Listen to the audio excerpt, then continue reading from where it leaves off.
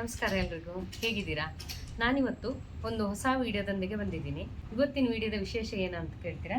ನಾನಿವತ್ತು ಒಂದು ನಿಂಬೆ ತಳಿಯನ್ನು ನಾವು ಟೆರೆಸ್ ಗಾರ್ಡನಲ್ಲಿ ಹೇಗೆ ಬೆಳೆಯೋದು ಅಂತ ತೋರಿಸ್ಕೊಡ್ತಾ ಇದ್ದೀನಿ. ನಾನಿವತ್ತು ಒಂದು ನಿಂಬೆ ತಳಿಯನ್ನು ನಿಮಗೆ ಪರಿಚಯ ಮಾಡೋಣ ಅಂತ ಬಂದಿದ್ದೀನಿ. ಇದರ ಹೆಸರು ಆಲ್ ಸೀಸನ್ ನಿಂಬೆ ಅಂತ ಹೇಳಿ. ಅಂದರೆ ವರ್ಷದ ಪ್ರತಿದಿನವೂ ಇದರಲ್ಲಿ ನಿಂಬೆಹಣ್ಣು ಬಿಡುತ್ತೆ. ಹಾಗಾಗಿ ಇದನ್ನು ಆಲ್ ಸೀಸನ್ ನಿಂಬೆ ಅಂತ ಕರೀತಾರೆ. ಇದನ್ನು ತೋಟಗಳಲ್ಲಿ ಅಲ್ಲಿ ಇಲ್ಲಿ ನಡ್ಕೋಬೋದು. ಆದರೆ ಟೆರೆಸ್ ಗಾರ್ಡನಿಂಗಲ್ಲಿ ಬೆಳೆಯೋದು ಹೇಗೆ ಅಂತ ನಾನು ತೋರಿಸ್ಕೊಡ್ತಾ ಇದ್ದೀನಿ. ಈ ನಿಂಬೆಹಣ್ಣು ಗಿಡನೆಲ್ಲ ಬೆಳೆಯೋದು ತುಂಬ ಕಷ್ಟದ ಕೆಲಸ ಏನಲ್ಲ, ತುಂಬ ಸುಲಭವಾಗಿ ಬೆಳ್ಕೋಬೋದು. ಇದಕ್ಕೆ ತುಂಬ ಆರೈಕೆಗಳೇನು ಬೇಕಾಗಿರೋದಿಲ್ಲ. ಹಾಗಾಗಿ ಟೆರೆಸ್ ಗಾರ್ಡನಿಂಗಲ್ಲೂ ಕೂಡ ಇದನ್ನು ಚೆನ್ನಾಗಿ ಬೆಳ್ಕೋಬೋದು. ಇವಾಗ ಹೇಗೆ ನಡೋದು ಅಂತ ನೋಡೋಣ. ಮೊದಲಿಗೆ ಗಿಡ ನೆಡೋಕ್ಕೆ ಈ ರೀತಿಯಾದ ಒಂದು ಪಾಟನ್ನು ತಗೋಬೇಕು. ನಾನಿಲ್ಲಿ 1.5 ಅಡಿ ಆಗ್ಬೋದು ಅಷ್ಟು ದೊಡ್ಡ ಪಾಟನ್ನು ತಗೊಂಡಿದ್ದೀನಿ. ನಂತರ ಈ ಪಾಟಲ್ಲಿ ನೀರು ಹೋಗೋದಕ್ಕೆ ಈ ರೀತಿಯಾಗಿ ರಂಧ್ರಗಳನ್ನು ಮೊದಲು ಮಾಡ್ಕೋಬೇಕು. ಆ ಹೋಲಿರೋಂಥ ಜಾಗದಲ್ಲಿ ಏನಾದರೂ ಒಂದು ಸ್ವಲ್ಪ ಈ ರೀತಿಯಾಗಿ ಕಲ್ಲು ಅಥವಾ ಹಂಚು ಏನಾದರೂ ಆಯಿತು, ಇಲ್ಲಿ ಇಟ್ಟರೆ ಆಯಿತು. ಈ ರೀತಿಯಾಗಿ ಇಟ್ಕೋಬೇಕು. ನಂತರ ಇದಕ್ಕೆ ಮಣ್ಣು ಗೊಬ್ಬರ ಏನಾದರೂ ಹಾಕಬೇಕು. ಈಗ ನೋಡಿ, ಪಾಟು ರೆಡಿ ಮಾಡಿ ಇಟ್ಕೊಂಡಿದ್ದೀನಿ. ನಾನಿಲ್ಲಿ ಮಣ್ಣನ್ನು ತಯಾರು ಮಾಡಿ ಇಟ್ಕೊಂಡಿದ್ದೀನಿ. ಆಮೇಲೆ ಸ್ವಲ್ಪ ಇದಕ್ಕೆ ಗೊಬ್ಬರವನ್ನು ಹಾಕೋಬೇಕು. ಇಲ್ಲಿ ನಾನು ವರ್ಮಿ ಕಾಂಪೋಸ್ಟ್ ಇದೆಯಲ್ಲ ಅದನ್ನು ಬಳಸ್ತಾ ಇದ್ದೀನಿ. ಒಂದು 4-5 ಹಿಡಿ ಆಗೋಷ್ಟು ಬಳಸಿದ್ದೀನಿ. ನಂತರ ಇದನ್ನು ಚೆನ್ನಾಗಿ ಈ ರೀತಿಯಾಗಿ ಮಿಶ್ರಣ ಮಾಡ್ಕೋಬೇಕು. ಮಣ್ಣು ಮತ್ತು ಗೊಬ್ಬರ ಚೆನ್ನಾಗಿ ಮಿಶ್ರಣ ಆಗಬೇಕು. ಮತ್ತು ಸ್ವಲ್ಪ ಹಟ್ಟಿ ಗೊಬ್ಬರ ಏನಾದರೂ ಇದ್ದರೆ ತುಂಬಾ ಚೆನ್ನಾಗಿರುತ್ತೆ. ಈ ಪಾಟ್ಗೆ ಹಾಕ್ಕೊಳ್ತಾ ಇದ್ದೀನಿ. ಒಂದು ಅರ್ಧ ಭಾಗ ತುಂಬಿಸ್ಕೊಂಡ್ರೆ ಸಾಕಾಗುತ್ತೆ, ಜಾಸ್ತಿ ಏನು ತುಂಬಿಸೋದು ಬೇಡ. ಮೊದಲಿಗೆ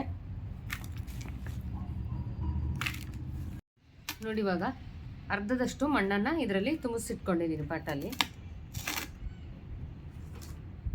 ನಂತರ ಈ ರೀತಿಯಾಗಿ ಗಿಡ ತಗೊಂಡ್ಬಿಟ್ಟು ಇದರ ಪ್ಲಾಸ್ಟಿಕ್ ಕವರನ್ನು ಬಿಚ್ಕೋಬೇಕಾಗುತ್ತೆ. ನಂತರ ಕೆಳಗಿನ ಮಣ್ಣನ್ನು ಸ್ವಲ್ಪ ಹೀಗೆ ತೆಕ್ಕೋಬೇಕು. ಹಾಗೆ ಮೇಲ್ಗಡೆ ಮಣ್ಣನ್ನು ಕೂಡ ಈ ರೀತಿಯಾಗಿ ಒಂದು ಪದರ ತೆಕ್ಕೋಬೇಕು. ತೆಕ್ಕೊಂಡ್ಬಿಟ್ಟು ಈ ರೀತಿಯಾಗಿ ಮಧ್ಯಕ್ಕೆ ಇಟ್ಬಿಟ್ಟು ಇನ್ನೊಂದಷ್ಟು ಮಣ್ಣನ್ನು ಪಾಟಿಗೆ ಹಾಕಬೇಕಾಗುತ್ತೆ.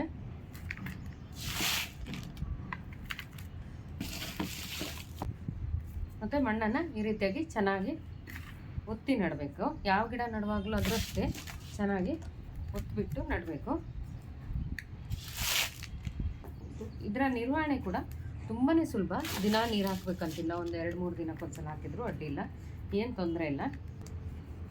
ಇಷ್ಟು ಮಾಡಿದ್ರೆ ಸಾಕು. ಇವಾಗ ಈ ರೀತಿಯಾಗಿ ಮಣ್ಣು ಹಾಕಿ ಈ ರೀತಿ ಒತ್ತಿ ಇಟ್ಬಿಟ್ರೆ ರೆಡಿ ಆಯಿತು.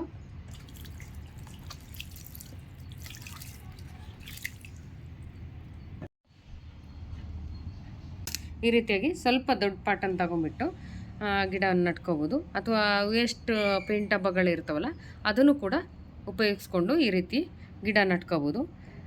ಹೊರಗಡೆಯಿಂದ ತರೋದಕ್ಕಿಂತ ನಿಂಬೆಹಣ್ಣನ್ನು ಹೊರಸೈಡಿ ಬಿಡುತ್ತೆ ಅಂದರೆ ನಮಗೆ ಒಳ್ಳೆಯದಲ್ವಾ. ಮನೆಯಲ್ಲೇ ನಿಂಬೆಹಣ್ಣು ಸಿಗುತ್ತೆ. ಕೆಲವೊಂದು ಸಲ ಬೇಸಿಗೆಯಲ್ಲಿ ತುಂಬ ರೇಟೆಲ್ಲ ಜಾಸ್ತಿ ಆಗಿರುತ್ತೆ. ಹಾಗಿರುವಾಗ ನಾವೇ ಈ ರೀತಿಯಾಗಿ ಮನೆಯಲ್ಲಿ ಬೆಳ್ಕೊಂಡ್ರೆ ಎಷ್ಟು ಖುಷಿನೂ ಕೂಡ ಇರುತ್ತಲ್ವ.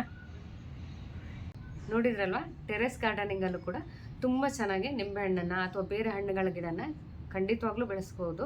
ಕೃಷಿ ಮಾಡೋ ಮನಸ್ಸಿದ್ರೆ ಖಂಡಿತವಾಗ್ಲೂ ಸ್ವಲ್ಪ ಜಾಗದಲ್ಲೂ ಕೂಡ ನಾವು ಕೃಷಿಯನ್ನು ಮಾಡ್ಕೋಬೋದು. ಆದರೆ ನಮಗೆ ಅದ್ರ ಬಗ್ಗೆ ಆಸಕ್ತಿ ಇರಬೇಕು ಅಷ್ಟೇ.